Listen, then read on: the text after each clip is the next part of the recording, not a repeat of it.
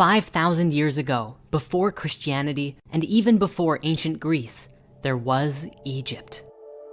This was one of the earliest civilizations we know of today, and their culture was rich in knowledge, ancient sciences, and mystic spirituality. The Egyptians were wise beyond measure, for it is here we find some of the earliest forms of mathematics, botany, theology, civilized government, geometry, astronomy, astrology, accounting, and even medicine. It is not known today precisely how these people advanced so far and so fast. Many today believe that it was simply a time of unparalleled innovation, where others insist, just as the Egyptian writings themselves declared, that they received the knowledge from those who excelled beyond themselves, from a long, distant past. One of the most unique aspects of ancient Egyptian culture was that of the mystery schools. For more than 3,000 years, the mystery schools of Egypt epitomized the ultimate in secret wisdom and knowledge. These were some of the earliest forms of organized spirituality, but they were not like our religions are today. These sacred schools were designed for the initiates to elevate their consciousness and move into higher dimensions of life experience in order to become guides for the rest of humanity. The mysteries were passed down throughout history and eventually became known far and wide in different forms across that part of the world, from Persia to India. It was in 500 BC that a man named Pythagoras traveled from his homeland to Egypt and applied to join the Egyptian mysteries. Time and time again, he was turned away. He was told that unless he completed a 40-day meditation of fasting while practicing a specific breathing technique, he would not be allowed to enter. When he completed this trial, he arrived at the temple gates and spoke, "You are not allowing Pythagoras in. I am a different man. I am reborn. You were right and I was wrong, because then my whole standpoint was intellectual. Through this purification, my center of being has changed. Before this training, I could only understand through the intellect, through the head.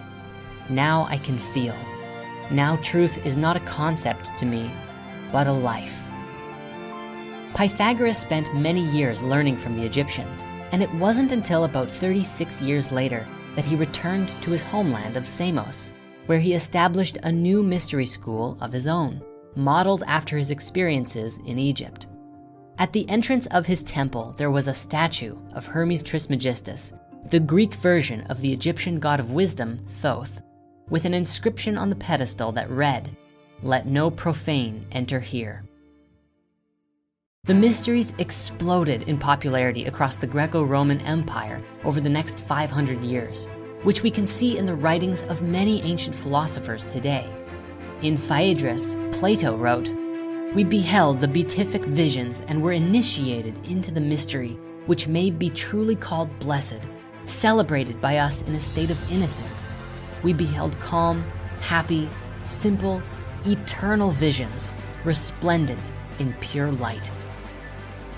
The mysteries were a safe and sacred space, a place where people were transformed from being ordinary people to enlightened and awakened beings, instruments of transformation and elevation for all of humanity. So then, what happened to them? Where are they today? It is in ancient Greece that we find the transition from the mysteries to what we know today as modern-day religion. Nearly 2,000 years ago, a transformation of culture and social leadership took place, centered around the birth of a new faith called Christianity. When Christianity first emerged, it was very intertwined with the mysteries. Today, we call this particular aspect of Christianity Gnosticism. It was a mystic Christianity, which took many of the great wisdom teachings that came before it and merged it with Judaism. However, in about 300 AD, a power struggle ensued. The controlling powers of the Roman Empire adopted a specific version of Christianity and formed the Roman Catholic Church. These political leaders demonized the mystery practices and forced people to conform to their specific version of Christianity, one that was not mystical, disregarding the spiritual transcendence of the individual in favor of worship to a separate deity, whereby personal elevation was only made available to you by those who had power and authority over you. even language changed to fit this new doctrine.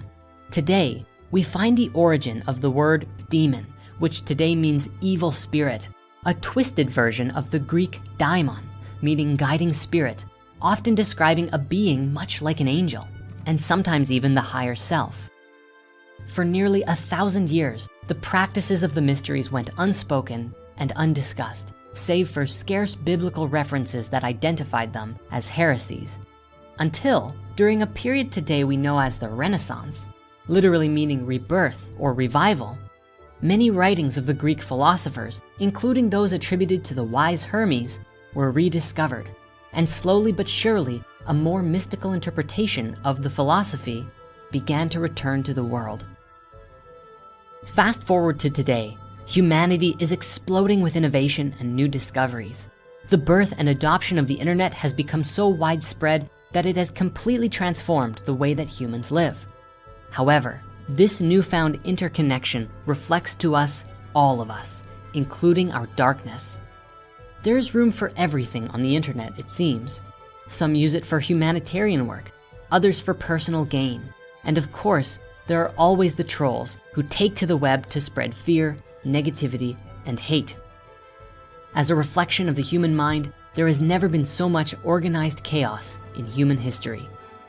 Yet, out of the chaos, we create order. We do this by purposefully creating with loving intent, giving of ourselves, learning and growing, and remembering who we are and where we came from. This becomes possible when we return to the mysteries.